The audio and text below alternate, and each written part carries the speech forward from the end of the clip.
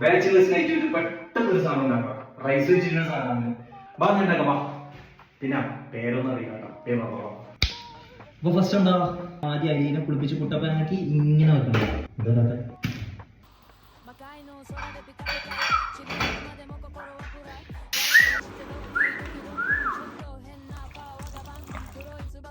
അപ്പൊ എന്താ അടുത്ത് നമുക്ക് ഇത് സെറ്റ് ആക്കി എടുക്കണം. ഇതൊക്കെ പെട്ടെന്ന് സെറ്റ് ആക്കാം. നമുക്കിതൊന്ന് കുഴക്കാം.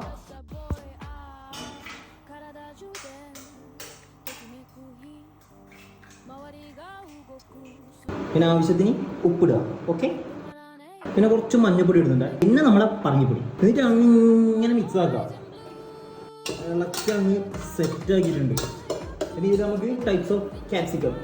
ഓക്കെ, വീണ്ടും ഇളക്കുക. നമുക്കിതിൽ കുറച്ച് പെപ്പർ ഇട്ട് കൊടുക്കാം. ഓക്കെ, അപ്പോൾ അതാണ് സൈഡാക്കി വെച്ചു. ഇനി നമുക്ക് അടുത്ത സാധനം അടച്ചു വെച്ചൊരു സാധനമല്ലേ, സോയാബോൾ. അപ്പോൾ ഏകദേശം ഒന്ന് അടച്ചുമൂടി സെറ്റാക്കി വെച്ചിട്ടുണ്ട്. റെഡി ആയിട്ടുണ്ടോ? ഓക്കെ, എല്ലാം വരുന്നുണ്ട്. ഓക്കെ, സംഭവം അങ്ങനെ ഇതിപ്പോൾ സെറ്റായി. ഇതിൽ നമ്മൾ നേരത്തെ ഉണ്ടാക്കി വെച്ച് നമ്മളെ മുട്ടുപ്പീരി ഇടണം.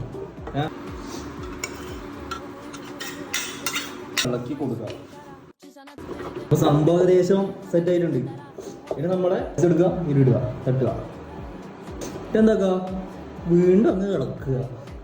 ഇതിനെന്താ പറയുക, സോയാബോൾ ബിരിയാണി അല്ല, മുട്ട ബിരിയാണി അവിടെ അല്ല, സോറി മാറിപ്പോയി.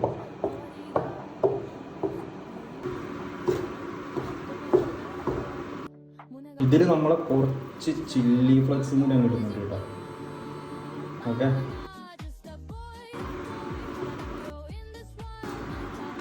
സംഭവം അങ്ങനെ അടച്ചു വെച്ച് ഇതാക്കിയിട്ടുണ്ട്.